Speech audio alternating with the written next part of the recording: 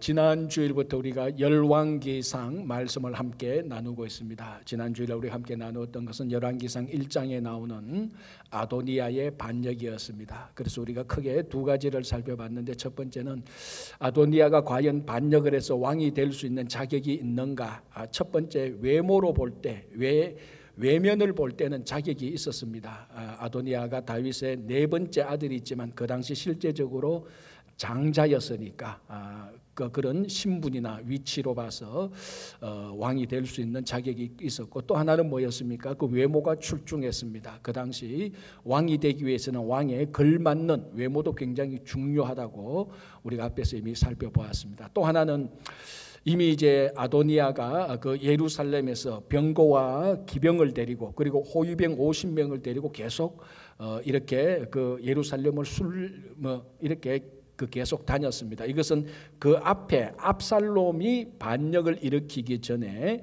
예루살렘 백성들한테 자기가 후계자다, 자기가 다음에 왕이다라는 것을 그 백성들에게 인식시키기 위한 그런 일들을 했던 것처럼 아도니아도 똑같이 했습니다. 그러니까 장자요, 외모가 출중했죠. 이미 예루살렘 백성들에게는 다음의 왕은 당연히 아도니아구나라고 그렇게 각인하고 있었습니다. 자, 이것은 충분히 왕이 될 수 있는 그런 자격이 되었지만, 우리가 지난 주일을 살펴본 대로 그 내면은 진짜 왕이 될 수 있는 어떤 성품과 인격이었는가? 그건 아니라고 했습니다. 왜냐하면은 물론 이것은 아버지 다윗의 잘못이었지만은 이 아도니아를 책망하지 않았습니다. 온전해서 책망할 일이 없어서 안 한 게 아니고, 잘못한 일이 있는데도 책망을 안 했습니다. 못했습니다. 어쨌든 다윗의 잘못이지만 아도니아로 볼 때는 책망한 잘못이 있음에도 불구하고 책망을 받아본 적이 없는 아도니아. 그러니까 어떻게 생각하겠습니까? 지금까지 자기가 한 일은 다 잘한 것입니다. 한 번도 아도니아를 책망한 적이 없습니다. 유일하게 책망할 수 있는 사람이 아버지 다윗인데, 아버지 다윗이 책망을 안 하니 그 신하들이 어떻게 책망을 하겠습니까? 그러니까 이 아도니아의 내면에는 자기는 잘못하는 일이 없다고 생각하는 사람입니다. 정말로 그런 게 아니고 잘못한 일이 많이 있었지요. 자, 이런 아도니아가 나중에 왕이 되면은 자기는 회개하지 않습니다. 자기는 잘못한 일이 없다고 생각을 하니까.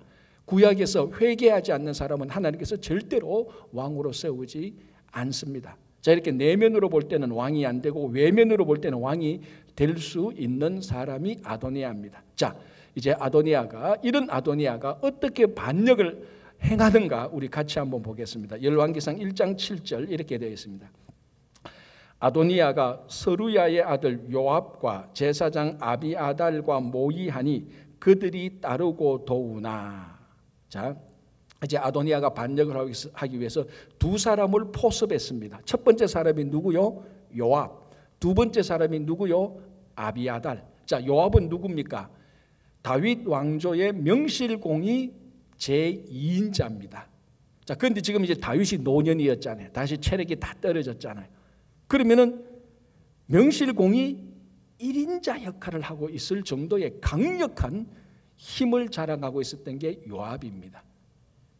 자, 그런데 더 중요한 것은 요압의 이력을 보면은 두 번이나 반역을 진압한 경험이 있습니다. 첫 번째 누구 반역요? 압살롬 반역. 압살롬이 반역을 일으켰을 때 요압이 주도적으로 그 반역을 진압시키고 압살롬을 죽이기까지 한 사람이 요압입니다. 또 한 사람 세바가 반역할 때 그 세바 반역도 다 진압한 사람이 요압입니다.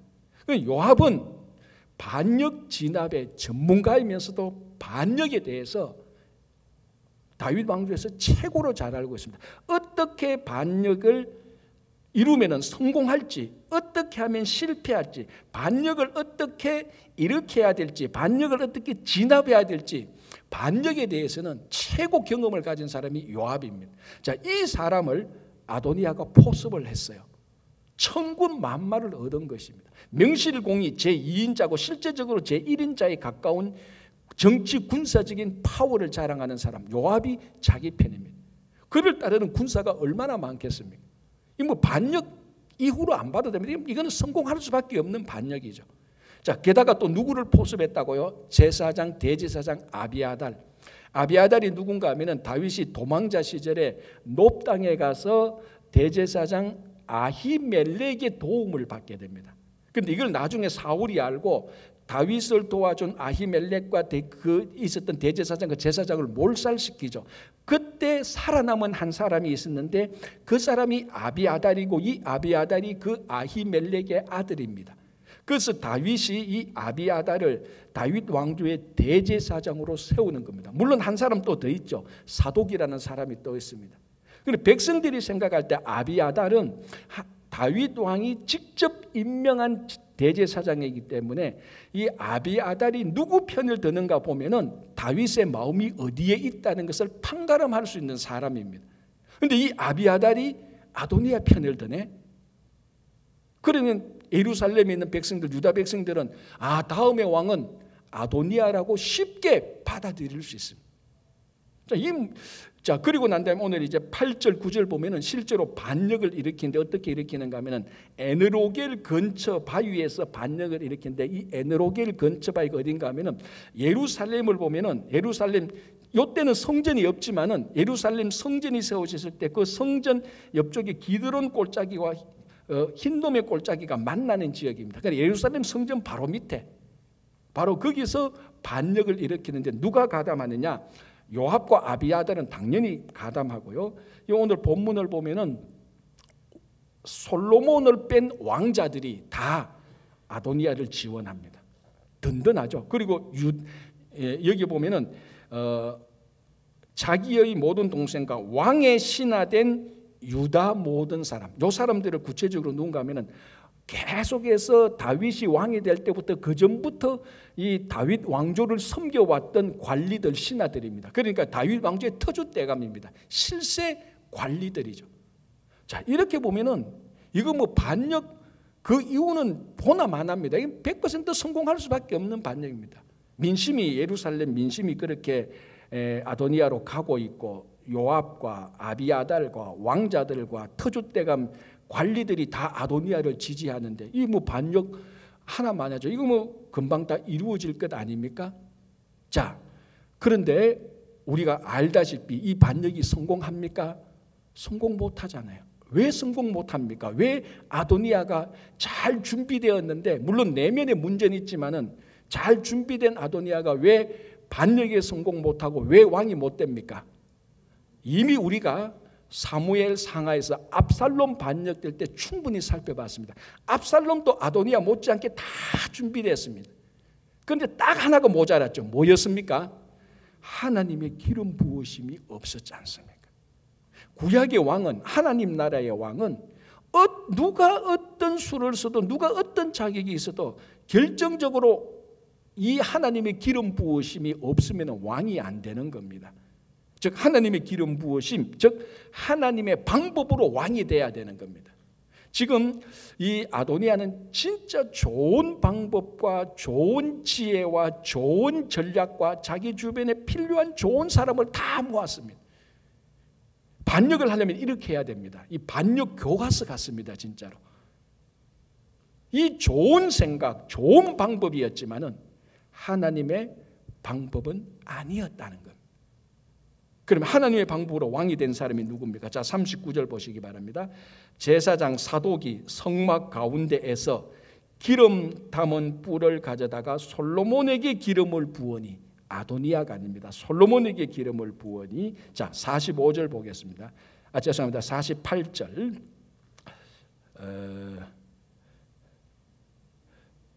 미안합니다. 45절 제가 헷갈렸네요. 제사장 사독과 선지자 나단이 기온에서 기름을 부어 왕으로 삼고, 누구를 기름을 부었습니까? 솔로몬. 그러니까 하나님의 기름 부으심은 아도니아가 아니고 솔로몬에게 있었습니다. 하나님의 방법으로 왕이 된 사람은 아도니아가 아니고 솔로몬이었습니다. 아도니아는 좋은 방법, 자기 생각에 좋은 방법, 좋은 아이디어, 좋은 전략으로 왕이 되려고 반역을 일으킨 것이. 여러분, 우리가 대부분 좋은 생각은 하나님의 방법하고 일치할 때가 참 많이 있습니다. 그러나 항상 그런 건 아니죠. 우리들에게 굉장히 좋은 생각이 하나님의 방법이 전혀 아닐 때가 꽤 있습니다. 지금 아도니아가 그렇지 않습니까? 이건 하나님의 방법이 아니었습니다. 하나님의 기름 부으심이 아니었습니다. 그래서 아도니아는 왕이 될 수 없던 것입니다. 이게 왕이 되는 방법에만 이런 일이, 이런 신앙의 원리가 적용되는 게 아니잖아요. 우리의 일상적인 삶 속에서도 똑같습니다. 우리의 갈등이 뭡니까? 신앙생활할 때 갈등이, 야, 요렇게 하면 참 좋은 방법인 것 같은데 세상 사람들은 다 이렇게 하는데 내가 그걸 하는데 양심이 찔리는 게 있어요. 이거 하나님은 좋아하시지 않는 방법인 것 같아요. 그런데 요렇게 하면 될 것 같아. 약간 편법과 불법이 들어가는데 요렇게 하면 될 것 같아. 좋은 생각이야. 근데 하나님은 안 좋아할 것 같아. 이때 우리가 갈등을 느끼지 않습니다. 이때 오늘 아도니아를 여러분 생각하시기 바랍니다. 아도니아는 자기 좋은 생각으로 했습니다. 하나님께서 그런 자기 좋은 생각으로 하는 아도니아를 왕으로 세우지 않습니다. 자, 우리가 너무 잘 아는 얘기, 아브라함, 사라, 하갈 이야기를 알지 않습니까? 하나님께서 아브라함과 사라를 75세, 65세에 불러서 자녀를 주겠다고 약속을 했지만 10년이 지난 후 사라의 몸에 자녀가 생기지 않자 사라가 좋은 생각, 좋은 방법을 짜냅니다. 굿 아이디어. 그게 뭡니까? 자기 몸종 하갈과 아브라함 사이에 아이를 놓고 그 아이를 자기 아기로 하면 되는 겁니다. 이게 그 당시 사람들이 다 하는 방법입니다. 굿 아이디어입니다. 좋은 정책이고 좋은 방법입니다. 그런데 하나님의 방법은 아니었죠. 그래서 아브라함과 하갈 사이에 난 아들 이스마엘은 육신의 자녀였지 약속의 자녀가 안 되는 겁니다. 여러분 피곤하신 것 같은데 골프 얘기 한번 할게요. 또 골프 얘기하면 좋잖아요. 예수님, 모세, 노인이 골프를 쳤습니다. 먼저 예수님이 볼을 딱 쳤는데 골프공이 호수에 딱 빠졌습니다. 난감하잖아요. 꺼내가 그린 위로 올려야 하잖아요. 그런데 예수님이 덤덤하게 물 위로 걸어가가지고 골프를 딱 쳐서 볼을 그린 위로 올렸대요.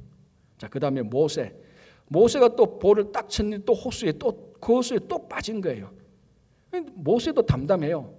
호수에 딱 가면 골프채로 탁 앞으로 치니까 호수가 쫙 갈라지는데 중간에 공이 있는 거예요. 딱 가서 딱 치니까 그린 위로 올라온 거예요. 자, 세 번째, 허름한 노인이 골프를 칩니다. 툭 쳤는데 이 노인이 친 공도 호수에 또 빠지는 거예요. 큰일 났습니다. 그런데 이 노인이 가만히 호수를 보는 거예요. 호수를 보니까 호수 안에 큰 붕어가 오더니만 골프공을 삼켜버려. 그러더만 이 노인이 하늘을 한번 싹 보니까 하늘에 날던 독수리 하나가 쑥 금붕어를 탁 낚아채네. 낚아채서 쭉 올라가요. 올라가니까 이거 골프공을 삼킨 붕어가 오래 못 가잖아. 답답하잖아. 그래서 입을 확 열어서 골프공을 그린 위에 떨어뜨려 버렸어. 그 그린 위에 떨어진 볼이 비실비실 왔다 갔다 이래저래 가다가 컵에 속 들어가네. 요걸 우리 전문 용어로 뭐라 그러죠? 저는 잘 모르는데 요걸 홀인원이라 그러더라. 한 번 쳐서 들어갔으니까. 누가 열받았느냐? 예수님이 열받았어요. 아니 이게 정상이 아니잖아. 그래서 크게 고함지면서 하는 말이 아버지 좀 정상적으로 플레이하세요. 그렇게 말했다는 겁니다. 이 노인이 하나님 아버지였다는 겁니다. 이제 웃으면 안 되지. 아까 아버지 할 때 웃어야 되는데. 그래서 이 중요한 것은 아버지 정상적으로 치래. 하나님은 하나님의 방법으로 친 거예요. 하나님의 방법으로 할 때 최고라는 말이에요. 비록 우스운 골프 얘기지만 아무것도 안 될 것 같고 세상 인간적으로 볼 때는 비합리적 같은데 이게 하나님의 방법일 때, 하나님의 기름 부으심이 있을 때, 성령의 기름 부으심이 있을 때 그 일이 하나님으로 인해서 성사되는 겁니다. 아도니아는 다 잘했어요. 내면에 어떤 부족함은 있었지만 그러나 하나님의 방법이 아닐 때 이 반역은 이보다 몇 배를 더 잘해도 성공하지 못합니다. 자, 이렇게 해서 이제 아도니아와 그 무리들이 에느로겔에서 반역을 일으키고 제사를 드리면서 아도니아를 왕으로 선포합니다. 자기들 나름대로. 자, 이 일을 누가 알았느냐? 제일 처음에 나단 선지자가 알았습니다. 나단은 아도니아 편이 아니었습니다. 나단이 이 이야기를 알고 먼저 밧세바를 만납니다. 밧세바를 만나서 큰일 났다. 아도니아가 반역을 일으켰다. 다윗 왕은 알고 계시냐?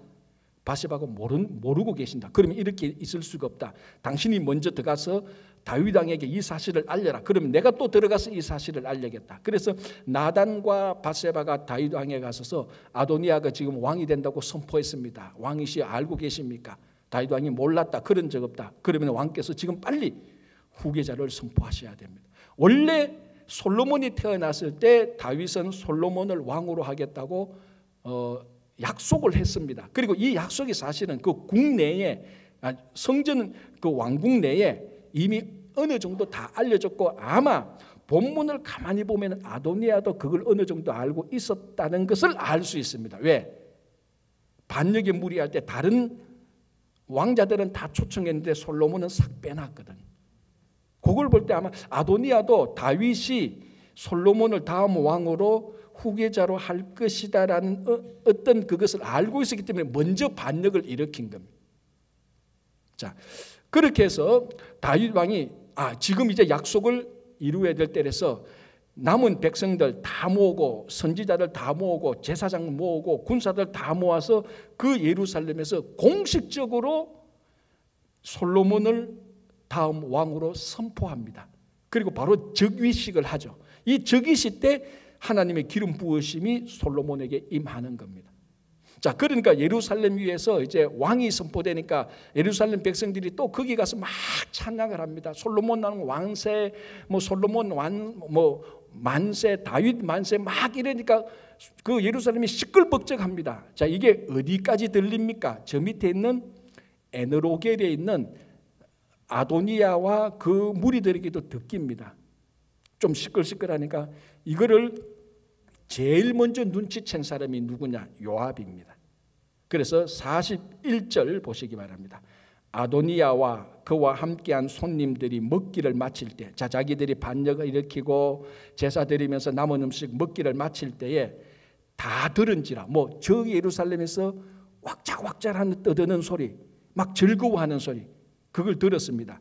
자, 요압이 뿔나팔 소리를 듣고, 뿔나팔 소리를, 요압은 뭐의 전문입니까? 반역하고 어떻게 왕을 세우고 그거 다 하는 사람입니다. 뿔나팔 소리를 들으니까 불길한 거죠. 뭐 이상하다. 뿔나팔 소리가 지금 예루살렘에서 들리면 안 되는데 굉장히 불안했습니다. 자, 그래서 말합니다. 뿔나팔 소리를 듣고 이르되 어찌하여 성읍 중에서 이런 소리가 들리느냐? 그런데 마침 그때 42절 말할 때에 제사장 아비아달의 아들 요나단이 들어오는지라. 자, 이 요나단은 사울의 아들 요나단이 아닙니다. 아비아달의 아들 요나단이 오는지라. 아도니아가 이르되 들어오라, 너는 용사라. 자, 제사장 아비아달의 아들, 그 요나단 자기 편입니까? 나쁜 편입니까? 자기 편이겠죠. 아비아달의 아들이니까. 너는 용사라. 자, 여기서 용사는 전쟁하는 용사이기도 하고 전령이기도 합니다. 어쨌든 너는 용사라. 아름다운 소식을 가져오는도다라고 말합니다. 자, 이 아도니아가 기대했던 아름다운 소식은 무엇입니까? 다윗 왕이 아도니아를 왕으로 인정했습니다라는 그 소식이겠죠. 네가 이 소식을 내한테 가져오지. 저 위에서 왁자버껄하는 거 보고 우리가 여기서 아도니아가 왕으로 추대되니까 다윗 왕이 그걸 인정하고 저기서 막 이제 그런 소리를 동의하는 소리겠지. 즉위식, 내 즉위식 하는 그런 소리겠지. 그런 아름다운 소식이겠지라고 이렇게 말을 한 겁니다. 자, 43절에 요나단이 아도니아에게 대답하여 이르되 과연 우리 주 다윗 왕이 아도니아를 왕으로 삼으셨나이다. 아니죠. 솔로몬을 왕으로 삼으신. 이 아름다운 소식이 아도니아에게는 최악의 소식이었습니다.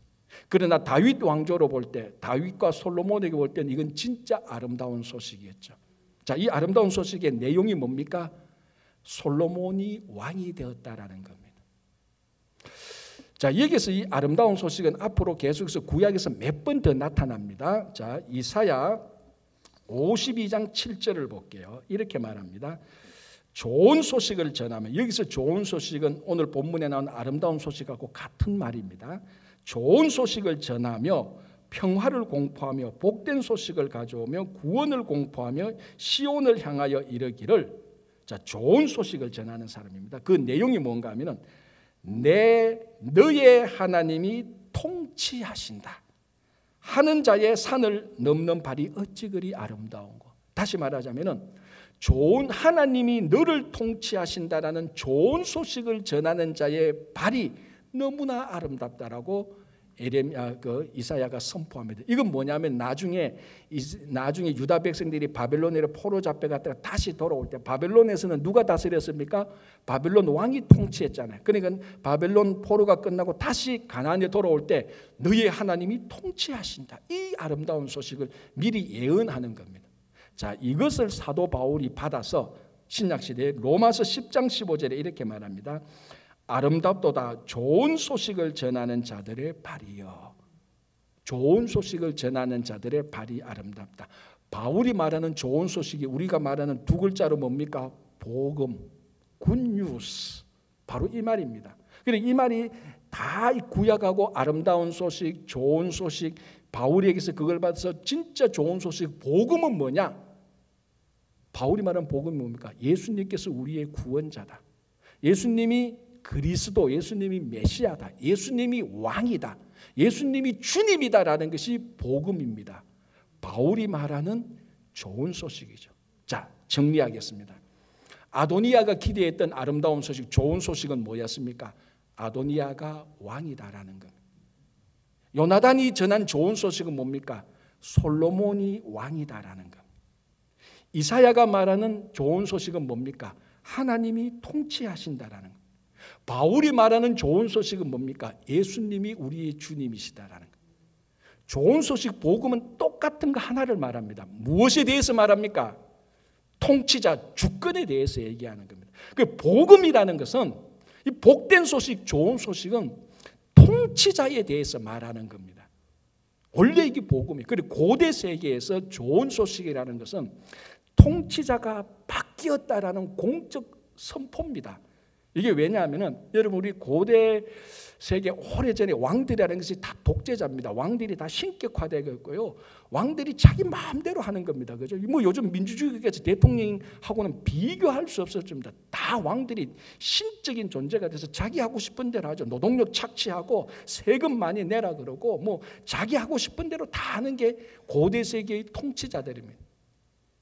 그러니까 다 독재자들이죠. 자, 이 독재자 밑에 살고 있는 노동 착취하고 세금 내야 되고 힘들게 살아가고 있는 이 백성들에게 가장 좋은 소식은 뭡니까? 통치자가 바뀌었다는 겁니다. 이제는 통치자가 바뀌었으니 세상도 바뀔 것이다. 이제 좀 더 좋은 세상이 올 것이다. 그게 공식적인 좋은 소식입니다.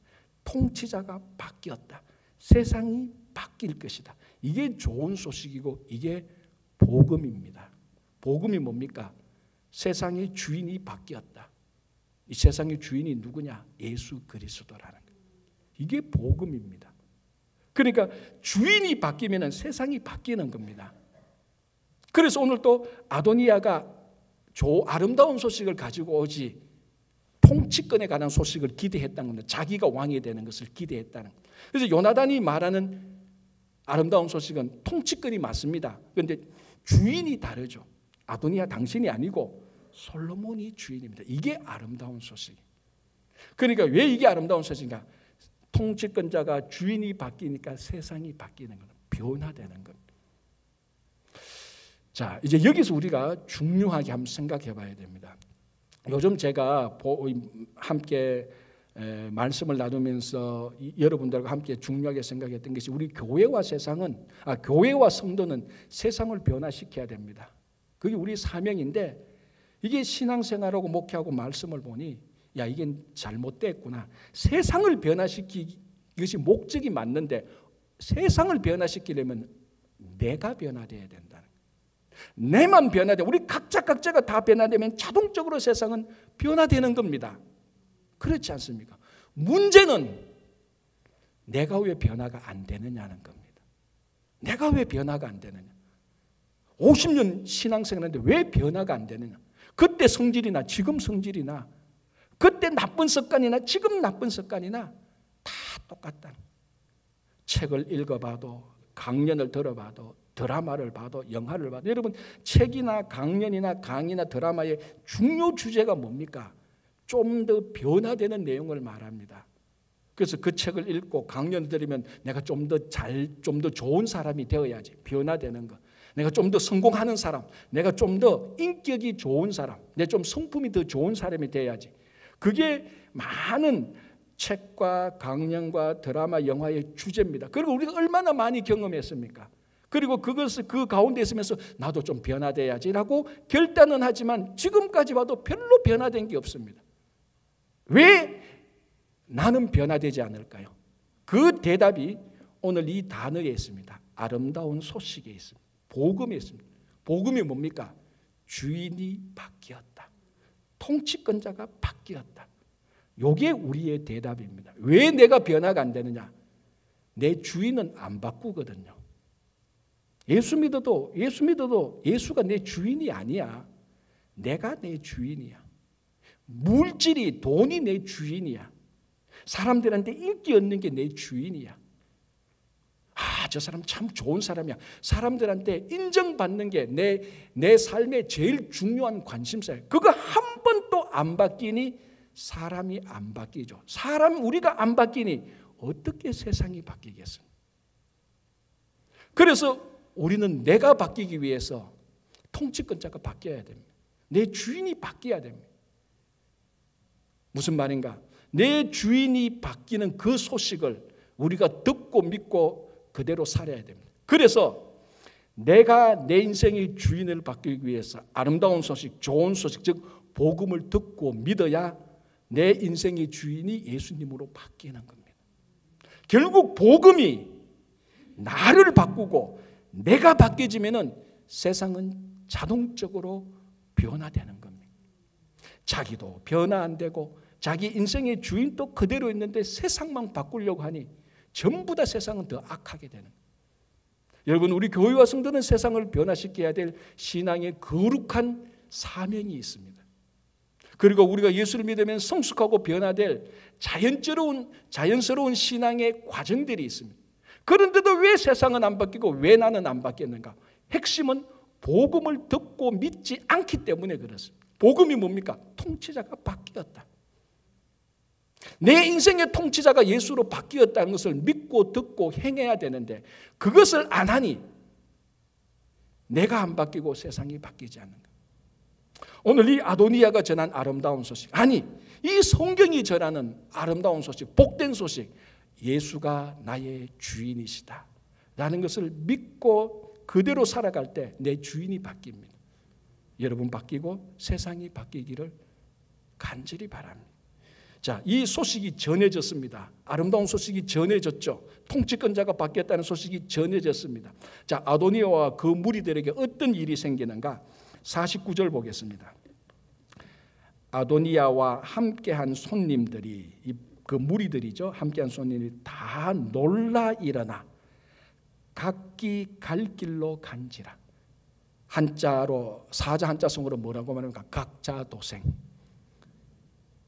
아니, 왕이 바뀌었다, 솔로몬이 왕이 됐다는 이 말 한마디에, 이 좋은 소식, 아름다운 소식 한마디에 바울이 말하는 용어로 복음이 딱 전해지니까 반역자의 무리들이 전부 다 제갈 길로 다 흩어져 버렸어요.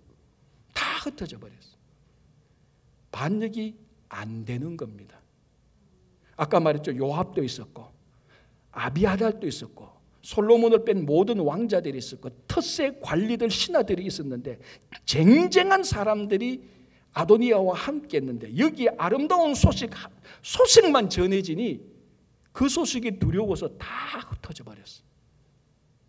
자, 여러분, 우리 구약을 보면 많은 기적적인 사건들이 나옵니다. 대표적으로 우리 꼽고 있는 게 여리고성 무너지는 사건.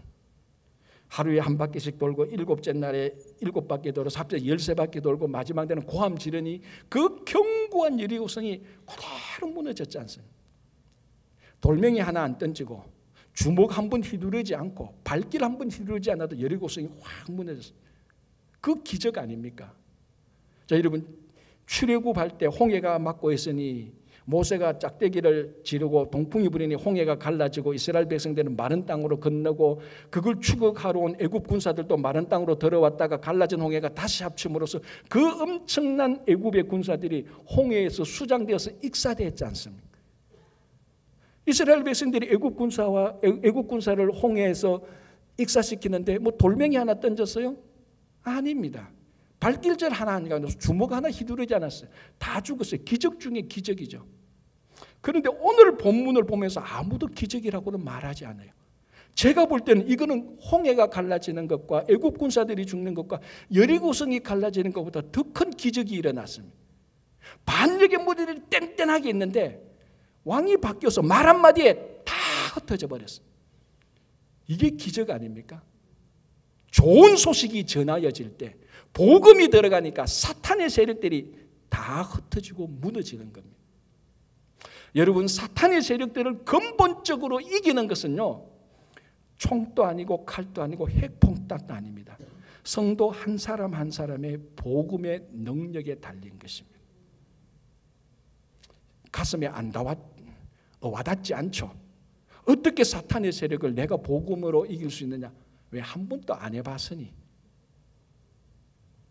여러분, 우리가 초능력을 가지는 것보다, 핵폭탄을 가지는 것보다 우리가 믿고 있는 이 복음대로 살아갈 때 여기서 복음의 능력이 나타나고 이 복음의 능력만이 사탄의 본질적인 세력들을 이길 수 있습니다. 아니, 이것만이 이기고 무너뜨리는 겁니다. 물론 하나님이 필요하실 때에 기적적인 능력과 초자연적 능력을 우리들에게 주시기도 합니다. 그러나 그것은 하나님의 섭리와 하나님의 계획에 따른 하나님의 절대 소관이지만 매일매일 일상을 살아가는 우리들에게 사탄의 괴계를 물리치고 사탄의 세력을 이길 수 있는 것은 복음으로 살아갈 때, 복음의 능력이 들어갈 때, 복음의 소식이 전파될 때 아도니아와 반역자의 무리가 다 도망간 것처럼 사탄의 세력들은 다 무너지는 것. 만드기 시리즈 한번 할까요? 옛날에 만드기 있었잖아요. 만드기가 자다가 오줌 누러 일어났습니다. 소변 보러. 화장실 문을 딱 여는데 화장실에서 빛이 쫙 비치는 거예요. 너무너무 좋은 거예요. 자다가 막 비몽사하는 거예요. 빛이 비치는 거예요. 그래서 소변을 보고 잤습니다. 아침에 일어나죠. 일어났는데 몸이 상쾌해요. 밤에 잤던 그 빛이 막 기억이 나고 막 몸에 힘이 솟고 몸도 가벼워지고 거울을 보니 막 근육이 생기는 것 같고 키도 더 커진 것 같고 그러니까 그 빛이 막 기억 속에 남는 거다. 어머니한테 가서 말했잖아요. 어머니 내가 초능력을 가진 것 같아. 어머니가 무슨 일이 있었냐 하니까 이 하나님은 어젯밤에 내가 화장실 문을 열는데 빛이 내게 쫙 비쳤어. 내가 볼일을 보는데 그 얘기를 들었는데 어머니가 뭐라고 말했는 줄 압니까? 어젯밤 냉장고 안에 오줌 싼 놈이 너구나. 너가 냉장고 안에 오줌 쌌구나. 비몽사몽에 자다가 냉장고 보면 그게 화장실 문인 줄 알고 냉장고 열면 등 비치잖아. 그게 빛인 줄 알고 그래 초능력 받은 줄 알고. 능력은 무슨 능력? 여러분, 우리에게 필요한 것은 이런 초능력이 아닙니다. 물론 하나님께서 필요하실 때는 주시죠. 본질적인 사탄을 이기는 것은 이미 우리에게 주신 복음대로 살아갈 때 복음의 능력이 이기는 겁니다. 이 세상 사람들이 받아들일 수 없죠. 복음을 믿고 살아가는 사람들한테만, 믿는 자들에게만 들리는 메시지 아닙니까? 아름다운 소식 한마디만 전하니까 그 경고했던 요압과 아비아달과 그 세력들이 순식간에 여리고성 무너지듯이 다 물어서 각자 도생 다 가버렸어요. 여러분, 복음이 선포될 때 거기에는 능력이 있습니다. 그래서 복음을 선포하고 우리가 복음대로 살아갈 때 사탄을 이길 수 있는, 사탄의 세력을 이길 수 있는 능력이 함께하기를 바랍니다. 자, 그러면 누구 남았습니까? 아도니아가 남았죠. 아도니아도 살아야 되죠. 자, 51절 보겠습니다. 어떤 사람이 솔로몬에게 말하여 이르되 아도니아가 솔로몬 왕을 두려워하여 지금 제단 뿔을 잡고 말하기를 솔로몬 왕이 오늘 칼로 자기 종을 죽이지 않겠다고 내게 맹세하기를 원한다 하나이다. 자, 다 도망가 버렸습니다. 이 아도니아도 살 길을 마련합니다. 그래서 어떻게 했냐? 제단 뿔을 잡고 말합니다. 내가 제단 뿔을 잡았으니 솔로몬이 칼로 나를 죽이지 못할 것이다. 그걸 이제 다른 사람이 듣고 솔로몬에게 말을 합니다. 그래서 솔로몬이 그 얘기를 듣고 아도니아를 살려줍니다. 자, 첫 번째, 이 제단 뿔이 어딘가 하면은 여러분, 지금 성전이 없지 않습니까? 아직까지 성전이 세워지지 않았습니다. 성전 전에 성막이 있었죠. 성막 문을 열고 딱 들어가면 제일 먼저 만나는 번제단이 있습니다. 이건 노초로 만든 거거든요. 여기서 이제 짐승을 잡아서 이 번제단에 올려서 태워서 뭐 번제를 드리는 바로 그 제사입니다. 그 번제단에 네모로 되는데 네 모퉁이마다 뿔을 만들었습니다. 뿔 모양으로 만든 요게 바로 오늘 제단 뿔, 아도니아가 성막에 들어가서 번제단 또는 놋제단의 뿔을 잡은 요 부분입니다. 자, 요 뿔은 무슨 용도인가 하면은 희생 제사를 필요한 짐승을 가지고 왔을 때 거기에 묶어 놓기도 하고, 그리고 짐승을 잡아서 그 피를 제단 뿔에 바르기도 합니다. 왜? 그래서 이 제단 뿔은 하나님의 능력과 하나님의 은혜가 있던 상징으로 자기들이 믿고 있었습니다. 그래서 하나님의 은혜와 능력이 있는 이 제단 뿔을 붙잡고 있으면은 죄가 용서함을 받고 사람들이 함부로 거룩한 영역으로 취급해서 사람을 살려줍니다. 이게 율법적인 법은 아닙니다. 율법에 그런 건 없습니다. 도피성 제도는 율법적으로 딱 돼가 있지만, 물론 도피성은 무의식적으로 실수로 사람을 죽였을 때 도피성으로 가면 살 수 있지만, 지금 아도니아는 사람을 죽인 게 아닙니다. 그래서 도피성으로 갈 수도 없습니다. 반역을 일으키는데 살아야 되니까 궁여지책으로 생각한 것이 성막에 들어가서 제단뿔을 붙잡고, 내가 이 제단뿔을 붙잡았으니까 하나님의 은혜로 당신이 나를 용서하라, 솔로몬이 나를 용서하라, 지금 이런 메시지를 보낸 겁니다. 그래서 솔로몬이 그걸 듣고 그 당시에 있었던 신앙적인 관습으로 그것을 솔로몬이 아도니아를 용서해 주는 겁니다. 자, 여기서 한 가지 저의 개인적인 질문. 야, 이거 좀 허무맹랑하지 않나? 반역자인데. 자, 여러분, 어떤 국가나 어떤 공동체에서 가장 나쁜 죄가 뭡니까?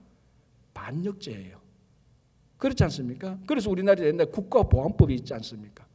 국가를 전복하려고 하거나 반역을 일으키는 사람들은 가장 엄한 죄로 다스립니다. 그래서 반역자는 연좌죄를 적용시킵니다. 한 사람이 반역하면 그 가족들, 친척들 다 감옥에 가두거나 다 죽이죠. 심지어는 어떻게 합니까? 자녀들까지도 대를 끊어버립니다. 반역자들은.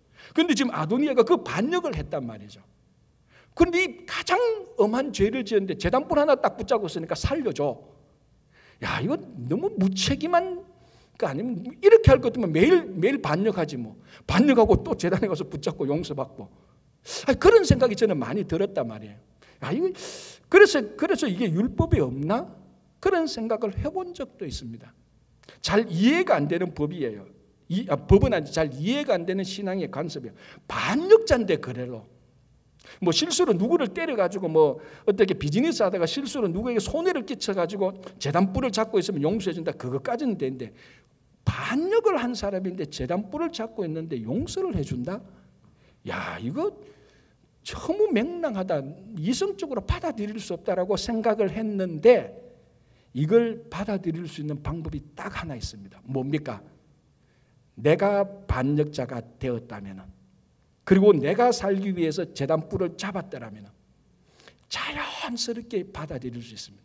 이것이야말로 나 같은 죄인도, 반역을 일으키는 흉측한 죄인도 제단뿔을 잡으니 살게 해주고 용서해주는 하나님의 은혜와 자비가 있구나라는 것을 받아들일 수 있습니다. 그러니까 이것은 이성과 논리와 합리성의 문제가 아닙니다. 하나님의 은혜의 문제죠. 자, 그러면 이렇게 질문합니다. 우리는 반역자 아니잖아. 우리가 뭐 국가 전복을 해봤나, 뭐 반역의 무리들을 모아가지고 뭐 어떤 일을 도모하지 않았냐라고 질문할 수 있겠지만, 우리는 근본적으로 사회적인 국가적인 반역자는 아니지만 영적인 반역을 매일매일 합니다. 하나님의 말씀을 매일 불순종하면서 하나님에게 반역을 일으키고, 오죽했으면 사도 바울이 로마서에서 우리가 죄인 되었을 때, 우리가 원수 되었을 때에, 우리가 경건하지 못했을 때 하나님께서 우리를 구원했다라고 말하겠습니다. 여기서 말하는 죄인과 원수는요, 반역까지 포함하는 죄인과 원수입니다. 사실 이 아도니아가 제단뿔을 잡고 살아난 건요, 우리 이야기예요. 우리가 하나님에 대해서 매일 반역을 일으키지 않습니까? 하나님의 뜻도 약간만 화가 나면은 성경이고 뭐고 나발이고 없잖아요. 약간만 화가 나도, 약간만 손해나도, 약간만 기분이 나쁘고, 약간만 슬퍼도 하나님 얘기해도 듣지도 않습니다. 왜? 반역의 뿌리가 너무 깊게 배어 있어가지고. 매일매일 반역하는 우리가 살아날 수 있었던 것은 이 아도니아가 제단불을 잡았기 때문에 살아난 것하고 똑같은 것이. 여러분, 우리 아도니아가 제단불을 잡았던 것처럼 우리는 예수 그리스도 보혈에 의지하지 않습니까? 우리가 예수 그리스도 보혈에 의지하기 때문에 나 같은 반역자가지도 매일매일 반역하는데, 그래도 아도니아는 한 번 반역했지. 우리는 매일매일 반역하는데도 살아남을 수 있었던 신앙의 원리가 여기에 있는 겁니다. 그래서 십자가 보혈로 우리는 반역자지만 무한히 용서를 받게 되는 은혜 속에 있습니다. 자, 이렇게 해서 솔로몬이 아도니아를 살려주면서 집으로 가라 말하면서 한마디 조건을 붙이죠. 왜? 자칫하면 그런 계속해서 이렇게 하면 다음에 또 반역해도 되겠네. 또 반역하고 또 성막에 가서 뿔 잡으면 되겠네. 누구나 그렇게 생각할 겁니다. 이걸 가지고서 은혜를 남용하는 겁니다. 은혜를 남용하는 건 안 됩니다. 은혜를 감사하고 은혜대로 살아야 되는데, 그래서 솔로몬이 뭐라고 말합니까? 52절에 솔로몬이 이르되 그가 만일 선한 사람일진데 그의 머리털 하나도 땅에 떨어지지 아니하려니와 그에게 악한 것이 보이면 죽으리라. 은혜를 죄용삼을 받아서 은혜를 받아서 살게 되었으면 계속해서 은혜 가운데 머물러 있어야 됩니다. 은혜 받은 대로 살아야 됩니다. 남용하지 않고, 은혜가 또 있겠네. 내가 그럼 또 나쁜 짓 해야 돼. 또 나쁜 데서 은혜 받으면 되겠네. 이게 우리들 속에 있는 깊이 뿌리 박힌 은혜의 남용죄입니다. 솔로몬이 말합니다. 만일 악한 것이 있으면 죽을 것이다. 이제 죄 용서받고 은혜로 사는 우리들에게는 책임 있는 삶이 주어지는 겁니다. 그게 다르게 말하면 성화의 삶이라고 말할 수 있고, 하나님을 선택하는 삶이라고도 말을 할 수 있습니다. 또 다르게 소명받은 삶이라고 말을 할 수 있는 것이 책임받은 삶. 여러분이 요한복음 8장에 보면은 현장에서 가늠한 여인 얘기 나오지 않습니까? 그 예수님께서 이 여인을 돌로 쳐서 죽이려는 사람들을 다 물리치고 마지막에 뭐라고 말합니까? 나도 너를 정죄하지 아니하노니 너도 가서 다시는 죄를 짓지 말라라고 말합니다. 죄를 용서해 줍니다. 그러니까 이 여인이 용서받았네? 또 죄 지어야 되겠네. 또 하나님의 죄 용서함과 은혜를 남용하지 못하도록 분명히 말합니다. 다시는 죄를 짓지 말라. 그러니까 죄 용서함을 받은, 하나님의 은혜를 받은 사람의 책임 또는 소명 또는 뭡니까? 성화된 삶을 살아야 되는 겁니다. 자, 우리가 다 죄 용서함을 받은 사람들 아닙니까? 아직까지 죄 용서함을 받고 나쁜 짓에도 살아있으니 무한대로 계속 은혜를 남용하고 이렇게 해도 괜찮겠다라는 심리가 우리 속에 다 있습니다. 내게 잘못해도 하나님께서 용서해 주고 아무 심판 없네. 그런 은혜를 남용하는 우리들에게 말합니다. 솔로몬이 말하는 그에게 악한 것이 보이면 죽으리라. 너도 다시는 가서 죄를 짓지 말라는 책임과 우리들에게 성화된 삶을 요구하고 있는 것입니다. 그래서 우리가 하나님으로부터 죄 용서함을 받고 은혜로 구원받은 자의 마땅한 삶, 구원받은 자의 책임과 소명을 감당하고 살아가시는 여러분 되시기를 간절히 바랍니다. 기도하겠습니다.